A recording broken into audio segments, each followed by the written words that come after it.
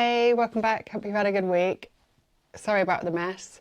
So this week I want to talk about how to make loads of money. Different ways of making money from what you're already doing. I want to talk about this because I've recently kind of introduced a few more different income streams to my business. And it's like, I just think it's really exciting. And I think I was quite close-minded to the idea at first because, do you know, I feel like when we start our business, when it's making things especially, we think, I just want to make like whatever it is that I make and sell that and make money from that. Like, I don't want to do anything. That's all I want to do is make what I make and sell that. That is amazing to be able to do that, because you know when you wrap it up, something that you've made, and it's like a gift and you're sending it to someone and someone's physically parted with their money for something that you've made, there is no feeling like that, and that is amazing. To be honest, I kind of felt like I was in the same position as when I was self-employed before, and that was for a sewing job as well. And you've just kind of got that thing like, if I stop, everything stops. Like if I get ill or even go on holiday, if I don't work for any amount of time, like I'm not getting anything for that. We don't get holiday pay, sick pay, you know, like you do if you work in an employed kind of. So I did kind of start thinking, do you know what, if I want this to work, I need to kind of cover my back a bit more. And also, it is true that no matter how much you love doing something, like for example me with sewing and making things, if you do that to a kind of unrealistic schedule and you're kind of tied to it so much that you have to make this amount every week to make this amount of money, then even though you love it, it could easily start to feel like something that you don't love that much. So I kind of also wanted to keep myself free and give myself a bit more time so that I could feel like I could make things for the fun of it as well, rather than like by the clock or whatever. Okay, I've got a few different examples of other ways to make money. Some I've tried, some I'm trying at the moment, some I have friends who are doing, some that will earn you money whilst you are sitting around doing absolutely nothing. That sounds good to me. And yeah, so few different ones. Okay, I'm going to start with one that I haven't tried actually myself, but I do have a few friends who have done it and do it a lot, and that's workshops. So this is great for people who make things, especially if you can make things that doesn't involve hoisting quite a lot of equipment around. Workshops could really be a good idea for them. The idea that I love about workshops is, besides the fact that I think it would be very rewarding, but what I really love financially about the idea of a workshop is that I kind of compare it to market stalls. And where I think with market stalls, you know, some people love them, some people hate them, but they are a lot of effort to get all your stuff together, get it to one place, set it all up, and there you are. And for all you know, you could just be in the wrong place at the wrong time, and nobody even glances at your stall that you've just spent a week preparing for. Whereas with a workshop, you've already organised before you're going, you've sold tickets, you know you're going to get a set amount of money. So you've kind of already earned your money before you've even got there. So it's a lot less risky. I reckon you could get a lot more out of a workshop because you are sure that these people are interested in what it is that you do. So even if you were to take some of your products along and sell them at the end, you've already got an audience there who are interested in what you do. The exciting thing about workshops, it'll be exciting for some, maybe not for others, but you can do them online now. So I have a friend who does, what's it called? Block printing. She earns her income pretty much through workshops, both in person but predominantly online, I think. And what she does is she'll create a box with like maybe a line, like a block and some tools maybe and some ink. Send that out to each person who's signed up for it to their house. She just does it from her flat. They all get on Zoom or whatever, do a bit of block printing. She doesn't have to leave her flat. Probably gets about maybe 10 people paying £100 each. Not bad. Not something to think about anyway. Oh, and one more quick thing I think about if you were to do workshops as well is that you could really be quite inventive with your marketing. So instead of just letting the venue that you're hiring or whatever like hand out leaflets or whatever they do, you could kind of take it on board yourself and market it for like all different types of events. Parties would be great, hen parties. People pay a lot of money for this kind of thing. Kids parties, any kind of parties really, groups, work things, you know, like Valentine's Day is coming up, you could do, I don't know, if you did pottery, couples come along and make a mug for each other, or, you know, just kind of get a bit creative with the marketing, make that quite fun. It's also a good chance that you can get a venue for free. Like, I know my friend did some kind of baby drawing workshop thing at the pub, and with pubs and cafes, often they'll just say, yeah, like, bring a group in and everyone has to buy a drink, you know, and you can stay for an hour or two.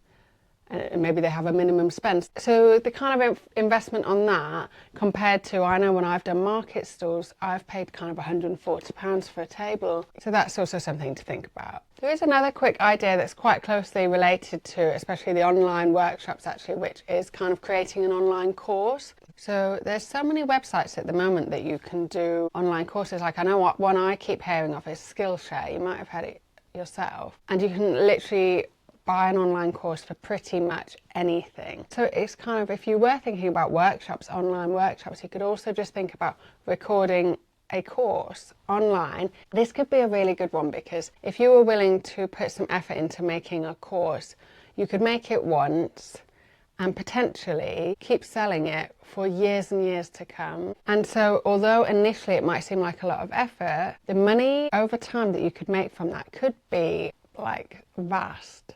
And it's things like this that kind of earn you that passive income after a while that are really going to free you up to kind of have a bit more time to be more creative in the future. So I really like the idea of that one to look into. Personally, at the moment, I'm really into and excited about the idea of passive income. I think also because there's no getting away from the fact that physically making things takes a lot of time. And it's very much an exchange of time for money. And I always think as well, whereas what I make is very individual, like one bag is one bag, and they're usually one of a kind. Also, I have to take a picture and make a listing and kind of advertise each one, and then when it's sold, and that's the end of that. I got to make a new one and take a picture of that and advertise that. Like, nothing has a life beyond once it's sold. So I wanted to come up with something that I could potentially have that could sell and sell and sell. That's where my next idea comes into. I was going to put this first, but I knew there'd be like a massive groan when you hear the words digital download. I say that because I was the same. I heard it ages ago. One of these people talking about Etsy was like, the best way to make money on Etsy is to make a digital download. And they were kind of, the examples they give were referring to people who did, for example, stationery and kind of graphic-y designed stuff. For example, they could make wrapping paper. Anyway, at the time, I just completely dismissed this and thought, well, I make bags, like I do it on a sewing machine. How could I possibly turn that into something digital? No, not for me. Which was funny because I did actually probably at this time have people asking for my sewing patterns, and I was like, no, I use my own. So I think it took a while for the penny to drop and think, hang on a minute. I think also I was very close-minded of doing it because it was on the computer, which I just thought was an impossibility for me to do. Luckily, I read a book on mindset and it made me a lot more open-minded, surprisingly. Two things to kind of thinking I could do certain things. Lo and behold, I made my sewing patterns into digital downloads, and it has been the best decision I have ever made. Yeah, it's been a success so far, and it's very new. So I started doing this in like last September, I think, and I've tried to release a pattern every month. First one, you know, it was really, really hard to do, and now I'm only on my fourth one, I think, but it's just so much easier. First one, I was literally banging my head against like a laptop, and now it's very easier. So don't let yourself be put off by thinking that you'll never be able to do something, because you definitely will if you want to. So basically, I'm making one sewing pattern a month and releasing that. And I always log, like in my diary, I just do a little line every time I sell a pattern, and I count the sales from the pattern that I've released that month as kind of the payment for the time it's taken that month. And then after that, I class it all as passive income.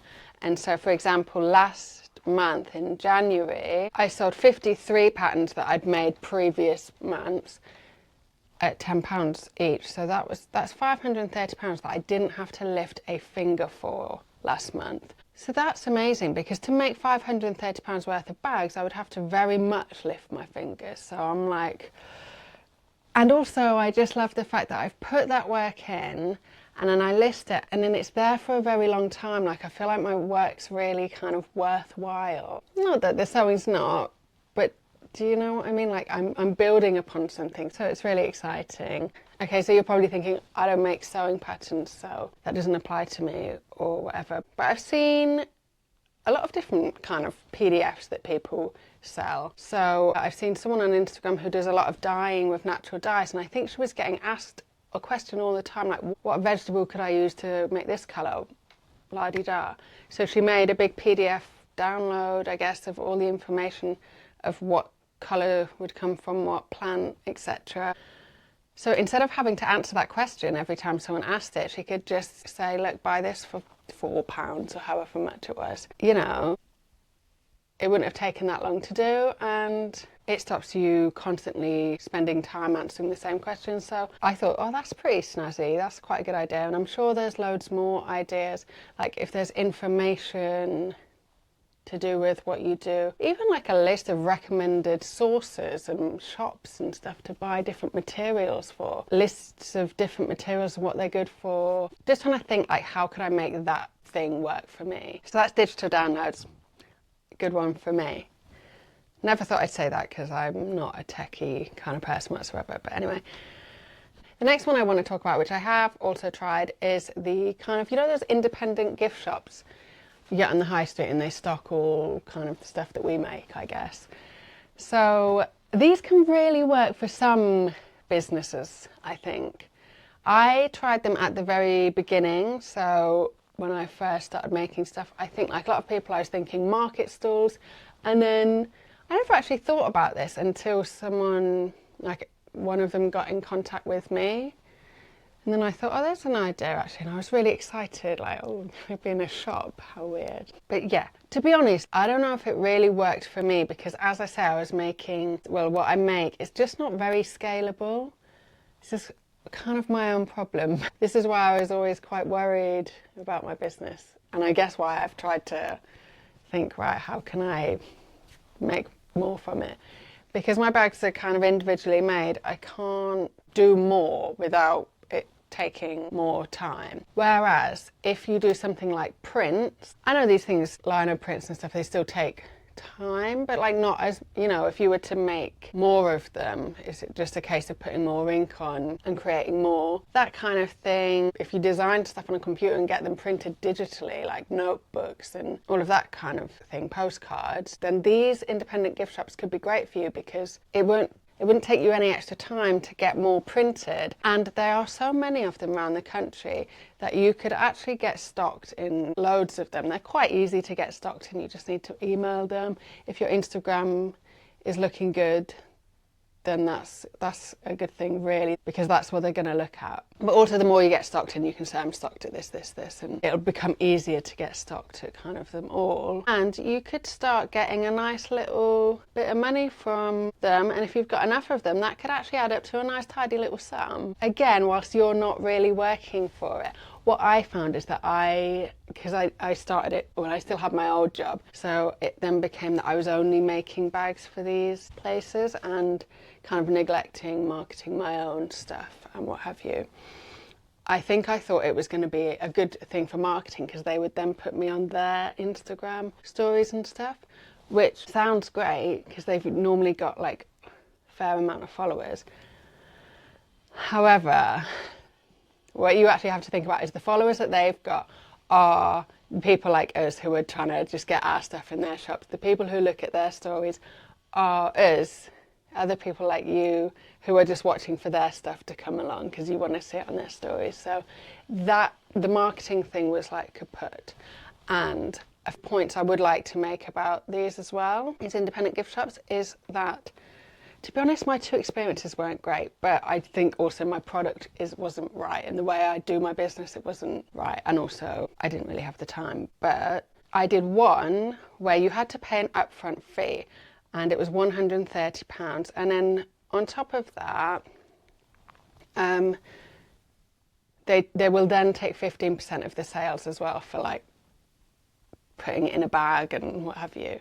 So I was kind of thinking before I did this, ooh, I'd have to sell like loads of them. It's for 1 month as well. I'd have to sell a lot, you know, to make that worthwhile. But I thought it would be good for the marketing, and plus it was a shop in kind of centralish London, so, you know, I thought, loads of people do it, so it must be worth it. I think I ended up selling about 4, which was quite good. You know, you think, well, it's more than I've sold myself at the time, so I was like, okay, but I was still about £35 down financially, plus 4 bags that kind of basically hadn't been paid for really. I kind of thought, so financially, too much of a risk, I think, for that. And then, so the other one I did was where they just take a commission out of what they sold. And I think this is just far better because obviously you're not risking. If they don't sell anything, they've still got your stock, and yes, they don't make any money, neither do you, but the stock's still there.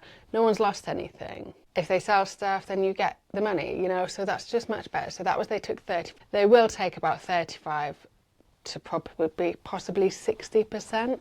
So just bear that in mind. They can be a bit cheeky because they say, oh, you know, things under £40 sell really well. But then obviously with them taking a cut, you know, you've kind of got to price things accordingly as well. So there's a few things to bear in mind, but as I say, if you've got the kind of business, I don't know, like candles and soaps, are they quite easy to make more of? If you're making a small batch, could you make a bigger batch in the same amount of time? That kind of thing could be good. Yeah, and just make sure you're kind of getting one that takes a percentage of what you sell rather than asking for an upfront fee, because I don't know about that. Could be risky.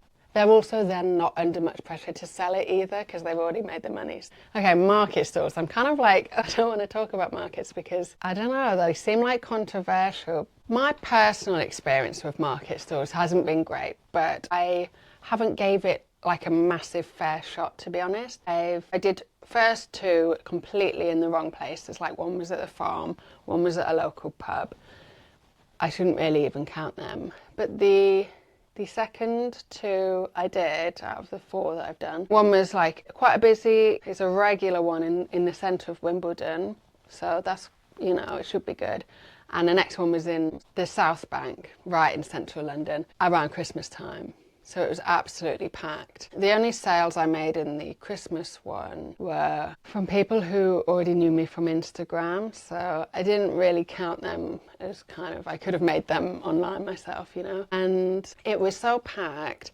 And I did get the feeling that other people were saying, oh, it's too busy. You know, other sellers were saying, oh, it's too busy, it's too busy. And I know I heard when I was in the Wimbledon one, which was, you know, should be fun as well. There was like excuses like, that kind of it's too windy, or, you know, everyone's at home doing such and such, watching the football, you know. I always just thought there was always seemed to be like a bit of an excuse. And I also heard people saying, I usually make my table, which means like you've made enough money to cover what the table cost. I just think if you're doing a market, what you've got to bear in mind are all the time that you've spent preparing for that market. So putting the labels on all of your products, getting them all packed up, getting your tablecloth and all of that ready, making everything that you're going to take. The whole day or the 2 days or however long it is that you're there, that needs to be paid for. So give yourself an hourly wage for that, plus the table. So for example, with this Wimbledon one, I had given myself, it was 2 days, so if I gave myself what I'd normally get paid for in my day job at the time, which was £140 per day, so that was £280.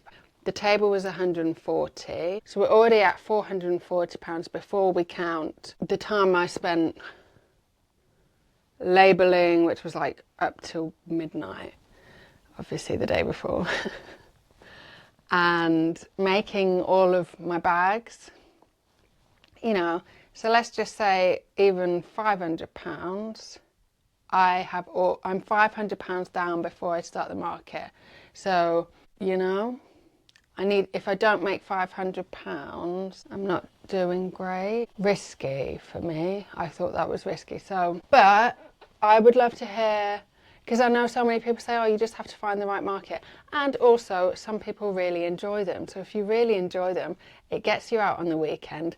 You've not you know, you're kind of retired or you've not got that, it's not like a drag for you to do it, then by all means go for it. Financially, for me, I don't know, what are your thoughts? I would actually love to hear them. Do you do markets? Do you like them? Are they a drag? Do you make any money? Let me know. I think I'm definitely interested. Okay, final one, and this kind of goes on from I got into this because of making my sewing patterns. So this is YouTube. Actually, I'm doing it now as well. But my other YouTube, which is like my sewing channel, and I do sewing tutorials which go with my sewing patterns. So I wasn't ever going to do the patterns without the tutorials because I wanted to make sure people could understand them and be able to do them. I'm not currently monetized on YouTube yet, so I can't actually say how much that brings in, but the fact that I've got to do the tutorials anyway means that when I do get monetized, that's going to be just that extra bit of money that's going to add to the kind of the money that I get from the patterns. So the patterns and the tutorials should hopefully start to really build up some momentum. I'll let you know anyway when I get monetized. I don't know how much that's going to be, you know. There's massive variations. Obviously people who've got massive followers I think make quite a lot. Other people, so I'll have to kind of see and what have you and get back to you on that one. Again, actually maybe other people have got some experiences of that you might want to share. But yeah, like if you do something, my advice for this possibly would be, for me, with making videos, they take a lot of time to make and, I mean, edit. I know you can get people to edit stuff for you and what have you, but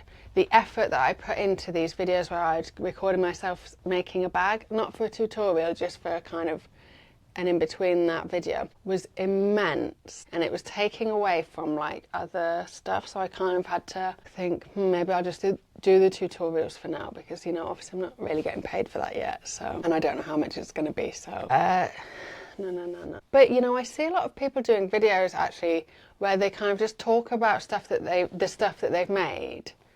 So instead of recording the whole process of them making it, they'll just talk about, this is what I've made this month. You know, sewing blogs and whatever it is that you make. Again, it's like finding something that works for you and maybe just being a bit more creative about it and thinking, well, actually, you could get the same kind of results and the same kind of views from a video that takes a lot less effort to produce. So again, it's just about experimenting with that one and finding something that works for you. But again, with like the YouTube, it's that kind of, you're adding to something over time. Things don't just disappear as soon as you kind of sell them or list them.